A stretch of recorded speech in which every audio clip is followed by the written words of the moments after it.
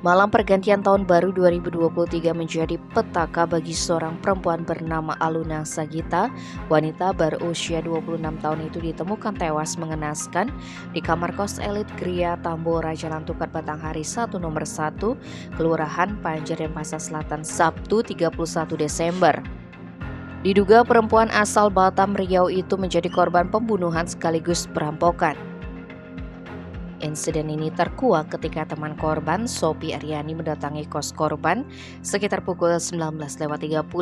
Perempuan itu mengetuk-ketuk kamar nomor 9 di lantai 1 yang ditinggali korban sejak 4 bulan lalu. Anehnya kamar terkunci dan sama sekali tidak ada respon dari Aluna.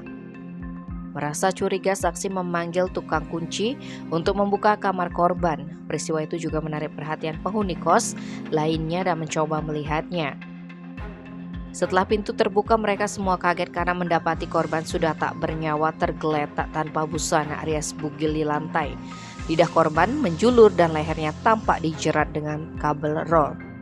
Namun para penghuni kos tidak pernah mendengar ada keributan dari kamar tersebut.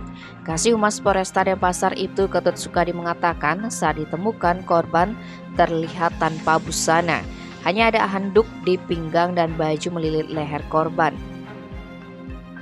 Hasil identifikasi Polresta Denpasar, petugas menemukan 1 bungkus rokok Marlboro, baju korban, sebuah tas berisi make up, dan kondom yang belum terpakai.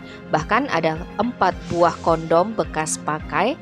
Selain itu ditemukan sebuah jam tangan dan cincin milik korban, serta kabel roll yang disinyalir digunakan pelaku untuk menjerat leher korban hingga tewas.